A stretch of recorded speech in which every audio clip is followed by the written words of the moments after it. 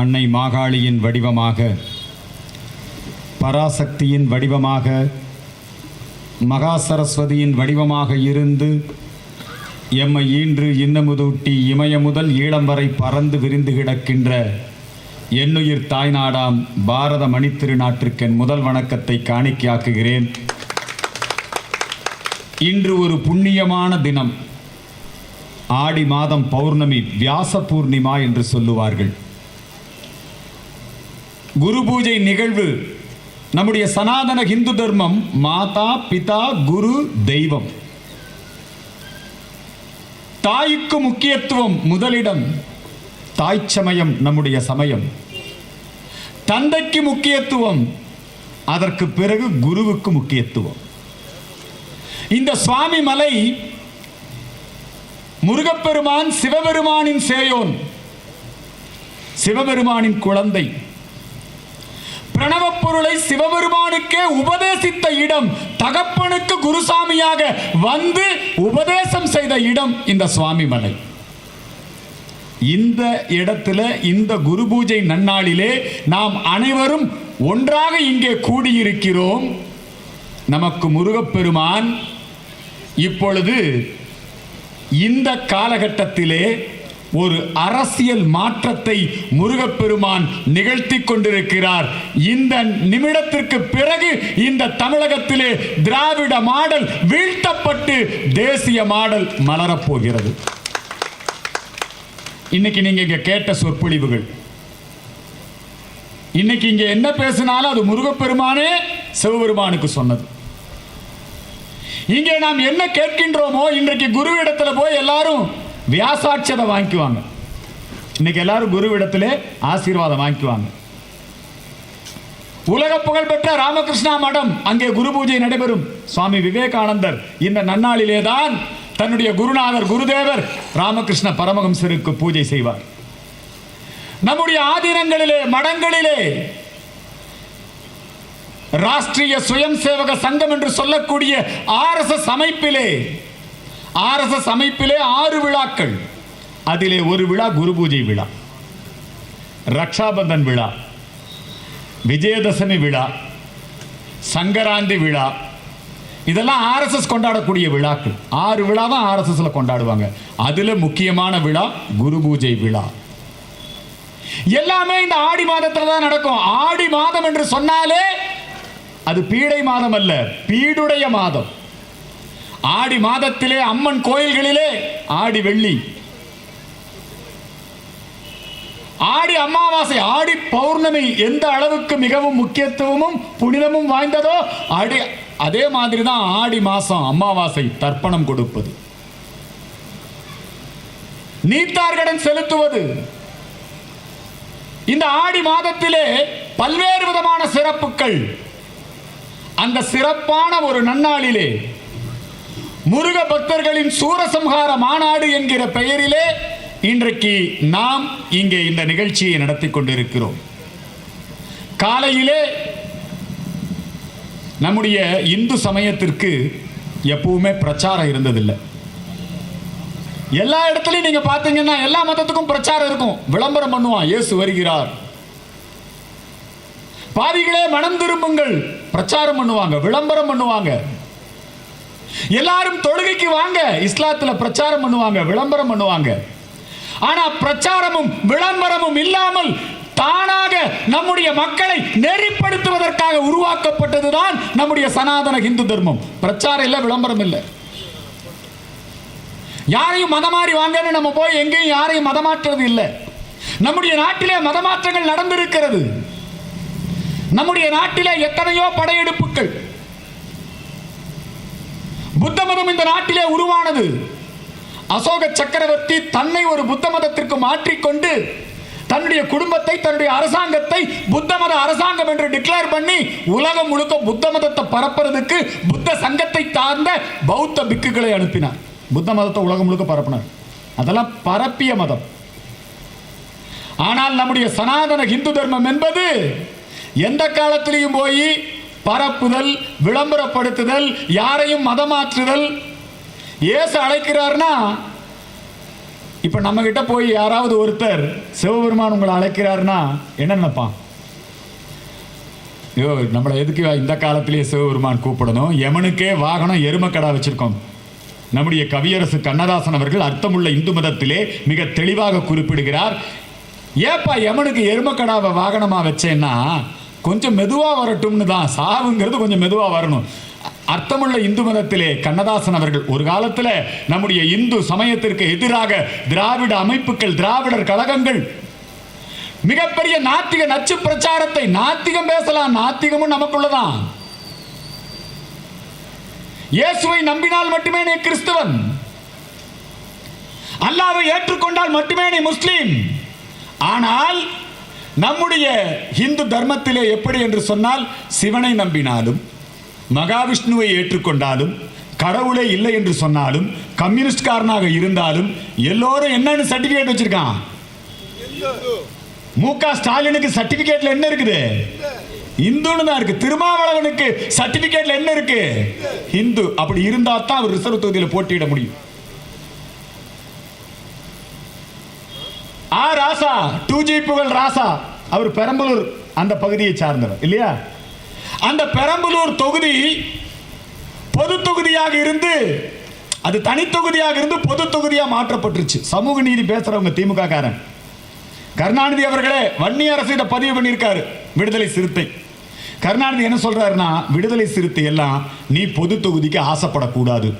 அந்த நிருபர், அந்த நெறியாளர் கேட்கிறார், பாருங்க இது லைவ்ல போயிட்டு இருக்கு, நீங்க சொல்ற கருத்து ஊர்ஜிதப்படுத்திக்கலாமா? ஆமா, கருணாநிதி அப்படித்தான் சொன்னாரு.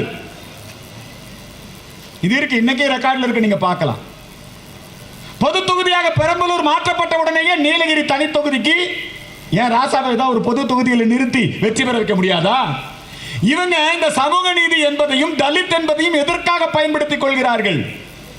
ராஜா திருடிட்டாரு. கருணாநிதி என்ன சொல்றாரு தெரியுமா?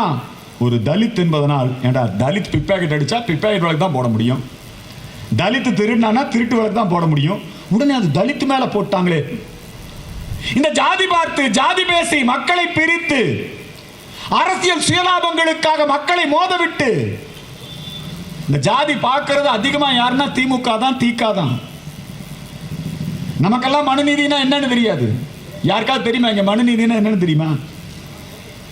இவன் தான் மனுநீதி, மனுநீதியை எரிப்போம், நாங்க அதை கொளுத்துவோம். மண் நீதியில் அப்படி சொல்லி இருக்குது.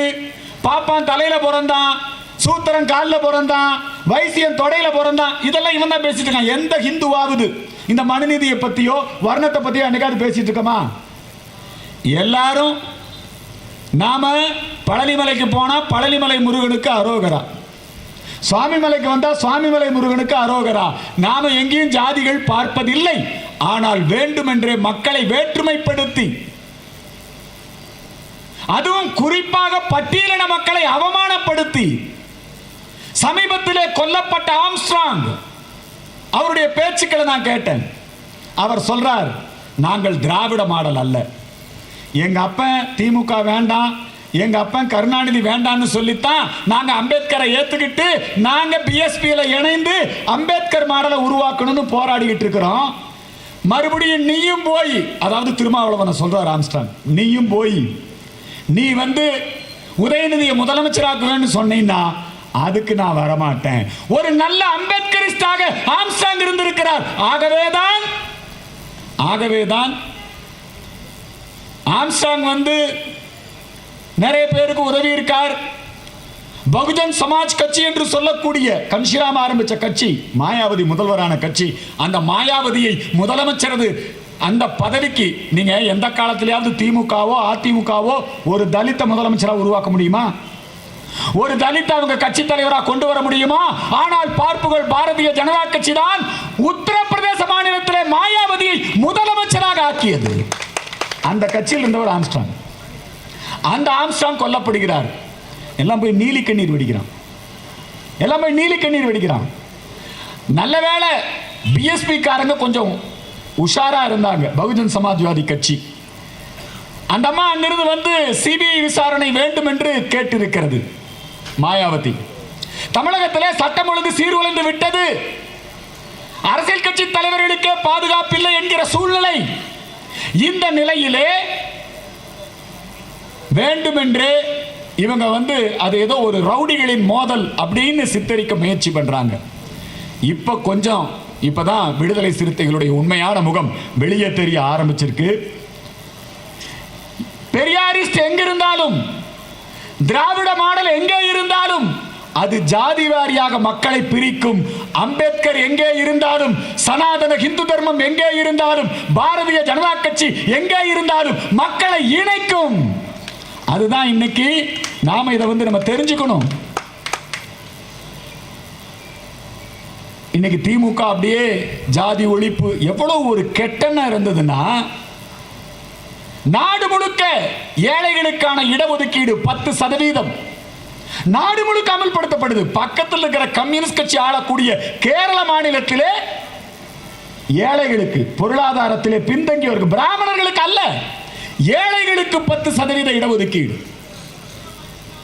நாடு முழுக்க அமல்படுத்தப்படுது. ஆனா தமிழ்நாட்டில் மட்டும் நீங்க நல்லா தெரிஞ்சுக்கங்க, திமுக மட்டுமல்ல அதிமுக இதுக்குள்ளு.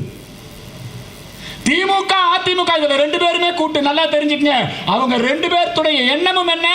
நீட் விலக்கு வேண்டும். 2 பேருமே கூட்டு. Right, okay. புதிய சட்டங்கள் பிரிட்டிஷ்காரன் காலத்தில் இருந்த சட்டம், அந்த சட்டங்கள் எல்லாம் காலத்திற்கு ஏற்றபடி மாற்றி அமைக்க வேண்டும். அதற்காக 3 சட்ட திருத்தங்களை இந்திய குற்றவியல் சட்டங்களிலே செய்து, இன்றைக்கு நாம கடந்த முறை ஆட்சியிலே இருந்த பொழுது நாடாளுமன்றத்திலே இந்த மசோதா தாக்கல் செய்யப்பட்டு விவாதத்திற்கு எடுத்துக்கொள்ளப்பட்டு, நாடாளுமன்றத்திலே பெரும்பான்மை தீர்மானம் நிறைவேற்றப்பட்டு, ராஜ்யசபையில் தீர்மானம் நிறைவேற்றப்பட்டு, ஜனாதிபதி ஒப்புதல் பெறப்பட்டு, கடந்த ஜூலை 1ஆம் தேதி முதல் இந்த சட்டங்கள் நடைமுறைக்கு வந்திருக்கு. இவன் என்னங்கிறான் தெரியுமா? சட்டம் இங்கிலீஷ்ல தான் இருக்கணும், இந்த சட்டத்துக்கு பேர் சமஸ்கிருதத்தில் வச்சுட்டானா. சொல்றது யாருன்னா வில்சன், சொல்றது யாருன்னா திமுக காரன், சொல்றது யாரு அதிமுக காரன். சட்டத்துக்கு பேர் சமஸ்கிருதத்தில் வைக்க கூடாது. ஆனா உங்க பேர் அல்ல, உதயநிதிங்கிற பேர் என்ன? உதயநிதி என்ன செந்தமிழ் பேரா? நான் கேட்கிறேன். உதயநிதிங்கிறது சம்ஸ்கிருதம். உதய சூரியன்கிறது என்ன செந்தமிழ் பேரா?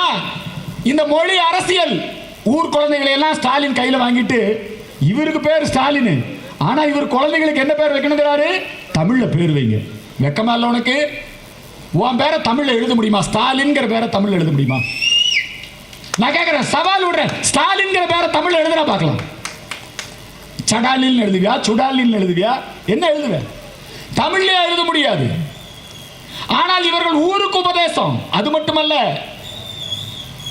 புதிய கல்விக் கொள்கைக்கு எதிர்ப்பு, இப்ப நீட்டுக்கு எதிர்ப்புன்னு தமிழ்நாடு முழுக்க போராட்டம் பண்ணாங்க. அந்த போராட்ட நேரத்தில் ஜோசப் விஜய் ஒரு அறிக்கை கொடுக்கிறாரு. புதுசா கட்சி ஆரம்பிக்கிறார், பேரு தமிழக வெற்றி கழகம். அடிக்கிறாங்க. விஜய் அடிச்சிருவாங்களா? தளபதி அடிச்சிருவாங்களா? என்னங்க, அவர் கட்சி ஆரம்பிச்ச உடனே, எதுக்குப்பா நீ புதுசா கட்சி ஆரம்பிச்ச?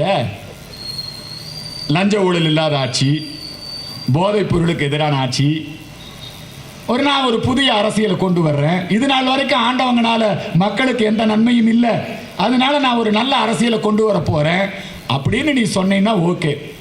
இவர் ஆரம்பிச்ச உடனே என்ன தெரியுமா சொல்றாரு ஜோசப் விஜய்?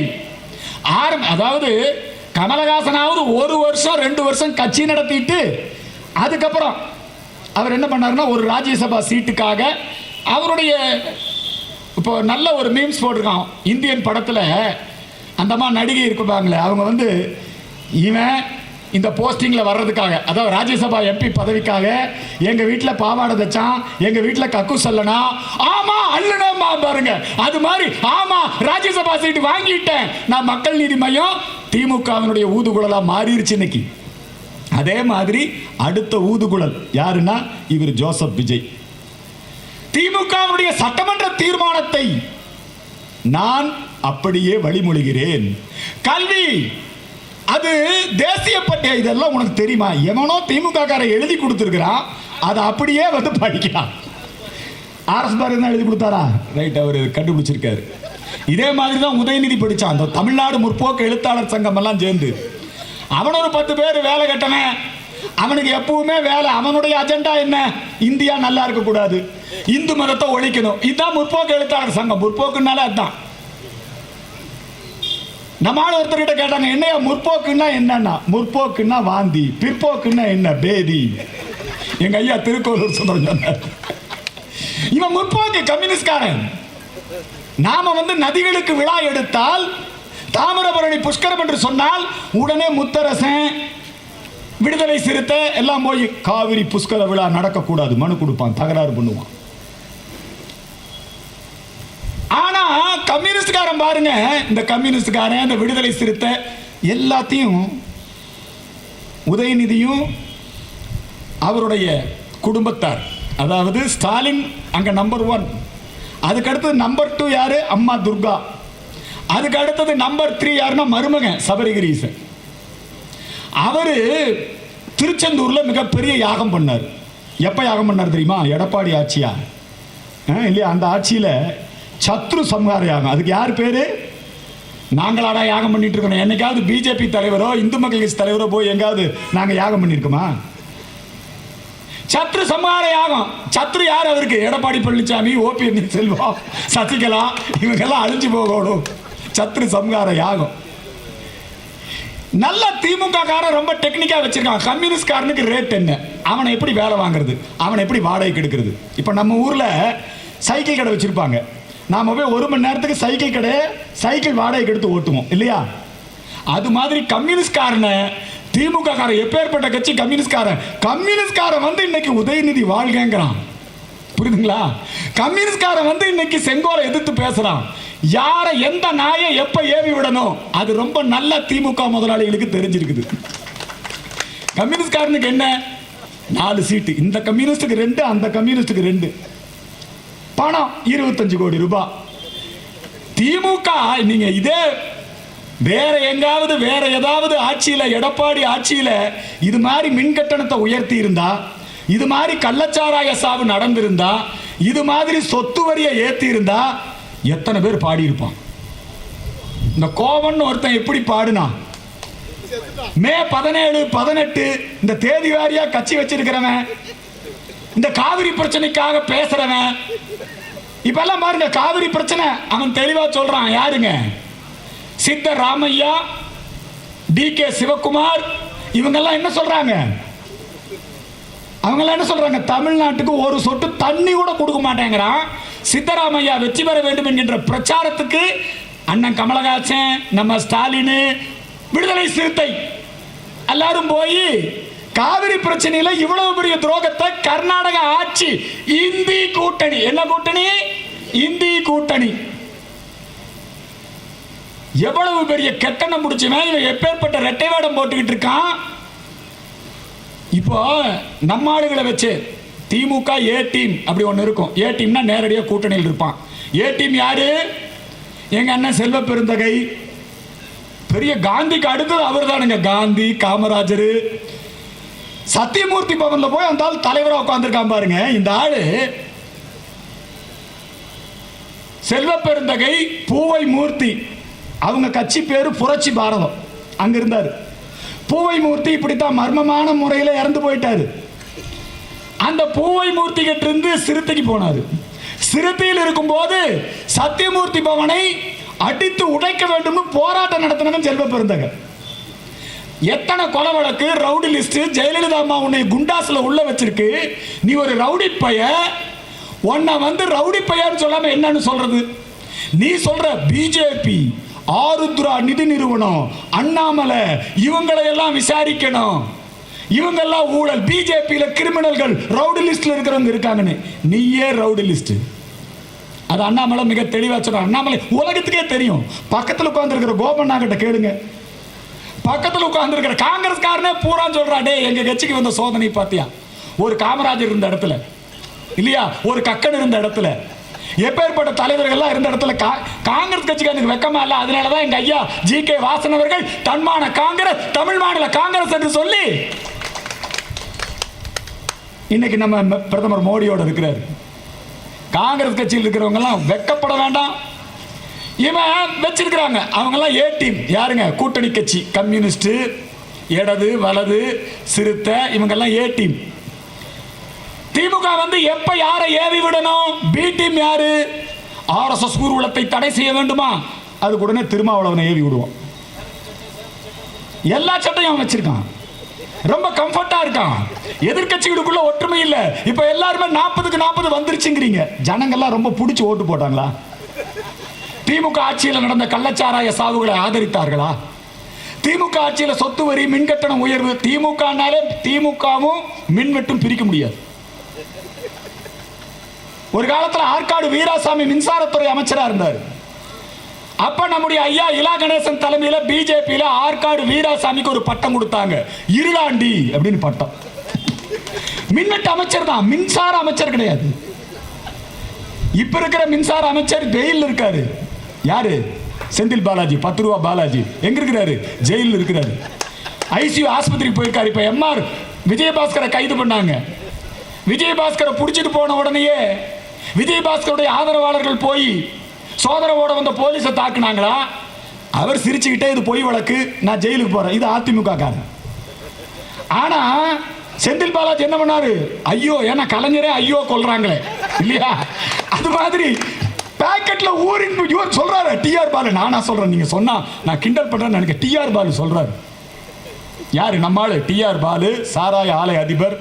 இங்க விவசாய நிலத்துல வச்சிருக்காரா இல்லையா? ஐயா, இங்க இருக்கிற தஞ்சாவூர்காரங்க சொல்லுங்க, எங்க வச்சிருக்காரு?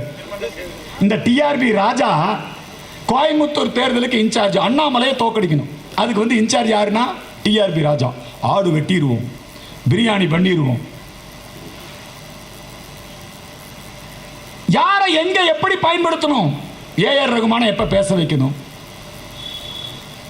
இப்ப இருக்கான் பாத்தீங்களா நம்ம ஆளு ஜெய் பீம் அப்படின்னு ஒரு படமோ ஏதோ ஒரு படம் வந்ததுல, அது என்ன ஜெய் பீம் தானா அந்த படத்து பேரு?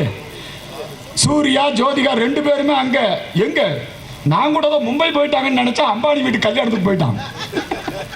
போன வாரம் அதானி வந்தாரு. அதானி வந்து யாரை பார்க்கிறாரு தெரியுமா?